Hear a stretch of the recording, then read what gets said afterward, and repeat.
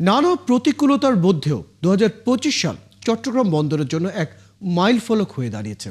Container এবং cargo হ্যান্ডেলিংয়ের নতুন record গড়েছে বন্দর। গত বছরের চেয়ে এই বছর জাহাজ আসার সংখ্যাও বেড়েছে। শুল্ক কর্মকর্তাদের কর্মবিরতির পাশাপাশি পরিবহন ধর্মঘট ও দেশের রাজনৈতিক অস্থিরতা, বৈশ্বিক ডলার সংকটের মতো নানা সমস্যার মাঝেও বন্দর কিংবা অফডক দুই ক্ষেত্রেই রপ্তানির চেয়ে আমদানির পণ্য হ্যান্ডেলিং হয়েছে তুলনামূলক বেশি। সাইফুল ইসলাম শিল্পীর প্রতিবেদন।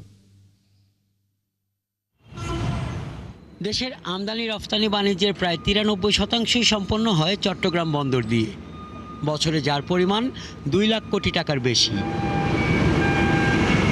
দেশের বর্তমান রাজনৈতিক পরিস্থিতি আমদানি রফতানি বাণিজ্যে তেমন কোনো প্রভাব না ফেললেও বছরের মাঝামাঝিতে শুল্ক কর্মকর্তাদের কর্মবিরতি এবং পরিবহন ধর্মঘটে কিছুটা সংকটে পড়ে চট্টগ্রাম বন্দরের কার্যক্রম। তবে কর্মকর্তারা বলছেন, চলতি বছরের 20 ডিসেম্বর পর্যন্ত 33 লাখ কন্টেইনার, 13 কোটি 39 লাখ মেট্রিক টন কার্গো পণ্য হ্যান্ডেল করে আগের সব রেকর্ড ভেঙেছে। আমরা গেট এবং আমাদের যে সমস্ত পিয়ার সাইড অপারেশনগুলো হচ্ছে সেগুলো অটোমেশনে গিয়েছি।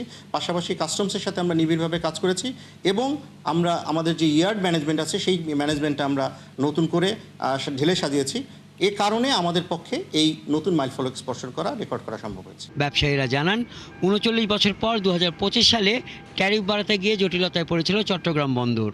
এদিকে বছর শেষ হওয়ার আগেই চট্টগ্রাম বন্দরের মতো 21টি বেসরকারি অফডকও বাল্ক পণ্য এবং কন্টেইনার হ্যান্ডেলিংয়ে রেকর্ড সৃষ্টি করেছে। আমরা মনে করি যে স্টেক হোল্ডার যারা আছেন তারা তাদের নিরলস প্রচেষ্টা এবং কাজের প্রতি তাদের যে ডেডিকেশন সেটা ছিল বলেই এই প্রবৃদ্ধি অর্জন সম্ভব হয়েছে। ব্যবসায়ীরা আরও জানান, চট্টগ্রাম বন্দরের নৌ চ্যানেলে নিয়মিত ড্রেজিং আর জেটিতে আধুনিক যন্ত্রপাতি বসানোর দাবি এখন আর শুধু একটি ইঞ্জিনিয়ারিং পরামর্শ নয়, এটা ব্যবসায়ীদের কাছে বাঁচার রাস্তা হয়ে দাঁড়িয়েছে।